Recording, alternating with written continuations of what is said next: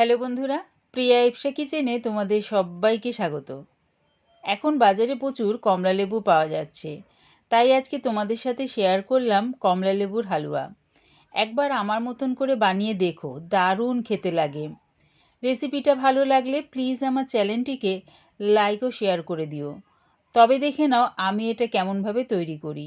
কমলালেবু হালুয়া করার জন্যে আমি 2টো কমলালেবু নিয়েছি।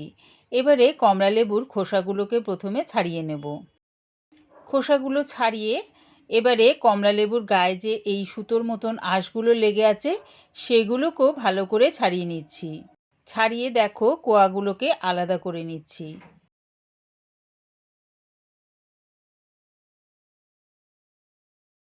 দুটো কমলালেবুর খোসা ভালো করে ছাড়িয়ে পরিষ্কার করে নিয়েছি। এবারে দেখো কমলালেবুর একটা কোয়া নিয়ে এরকম দুটো আঙুলের নখ দিয়ে এরকম চাপ দিলে দেখবে কমলালেবুর কোয়া থেকে পাতলা একটা খোসার আবরণ উঠে আসছে। দেখো সেই খোসাটা ছিঁড়ে আমি ফেলে দেব।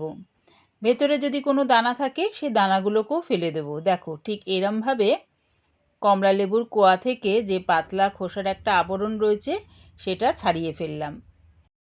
আবারও একটা কোয়া নিয়ে দেখো এরকম দুটো আঙুল দিয়ে চাপ দিয়ে মাঝখানটা ফাঁকা করে পাতলা যে আবরণটা রয়েছে খোসার সেটা ছাড়িয়ে নিলাম। ভেতরে যদি কোনো দানা থাকে সেটাকেও ফেলে দিলাম। এইভাবেই আমি কোয়াগুলোর থেকে পাতলা যে খোসাটা রয়েছে কোয়ার মধ্যে সেগুলো ছাড়িয়ে নেব।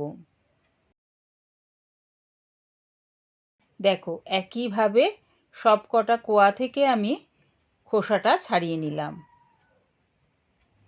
গ্যাসটাকে মিডিয়ামে রেখে একটা কড়া বসিয়ে দিয়েছি, তার মধ্যে দিয়ে দিলাম কমলালেবুর পাল্পটা দিয়ে দেখো হাতার পেছনটা দিয়ে এরকমভাবে ম্যাশ করে নিলাম। তোমরা চাইলে কমলালেবুর রসটা মিক্সির জারে দিয়ে ঘুরিয়ে নিয়ে বার করে নিতে পারো, তাতে কি হবে তেতো হয়ে যাওয়ার সম্ভাবনা থাকে। এবারে দিয়ে দিলাম আন্দাজ করে চিনি। কমলালেবুটা কতটা মিষ্টি বা টক আছে সেই বুঝেই কিন্তু চিনিটা ব্যবহার করো। চিনিটা মেল্ট হয়ে গেলে এবারে এর মধ্যে দিয়ে দিলাম 1 ফোঁটা অরেঞ্জ ফুড কালার। যেহেতু দেখো কমলালেবুর রসটা খুব একটা অরেঞ্জ কালার আসেনি, তাই জন্য 1 ফোঁটা আমি অরেঞ্জ ফুড কালার দিয়ে দিলাম। ভালো করে মিশিয়ে নিয়ে এবার এটাকে ঠান্ডা করে নিলাম। ঠান্ডা করে ছাঁকনির সাহায্যে আমি রসটাকে ছেঁকে বার করে নিচ্ছি। দেখো এরকমভাবে ছাঁকনির মধ্যে দিয়ে রসটাকে আমি বার করে নিলাম। কমলালেবুর পাল্পটা থেকে দেখো একদম রসটা বার করে নিয়েছি। এর মধ্যে কিন্তু আর কোনো রকম খোসা রইল না। গ্যাসটাকে মিডিয়ামে রেখে একটা কড়া বসিয়ে দিয়েছি, তার মধ্যে দিয়ে দিলাম 2 চামচ ঘি। ঘিটা মেল্ট হয়ে গেলে এই কাপের 1 কাপ সুজি দিয়ে দিলাম। সুজিটা দিয়ে ঘিয়ের সাথে ভালো করে মিশিয়ে নিয়ে সুজির যে একটা কাঁচা গন্ধ আছে সেই পর্যন্ত আমি একটু ভাজা ভাজা করে নিলাম। এবারে দিয়ে দিচ্ছি ওই কাপের মাপ অনুযায়ী 1 কাপ জল। এই সময় আমি গ্যাসটাকে লোতে করে দিলাম। জলটা দিয়ে সুজির সাথে ভালো করে মিশিয়ে নিলাম। এবারে দিয়ে দিলাম স্বাদ অনুযায়ী চিনি। চিনিটা দিয়ে সুজির সাথে মিশিয়ে নিয়ে এবারে দিয়ে দিচ্ছি 1 ফোঁটা অরেঞ্জ এসেন্স। যেরকম আমরা কেক বানাতে গেলে ভ্যানিলা এসেন্স দিই সেরকম এর মধ্যে দিয়ে দিলাম 1 ফোঁটা অরেঞ্জ এসেন্স। দিলে কি হবে দেখবে হালুয়া থেকে বেশ সুন্দর একটা গন্ধ বেরোবে। তারপরে দিয়ে দিলাম কমলালেবুর রসটা দিয়ে সুজির সাথে ভালো করে মিশিয়ে নিলাম।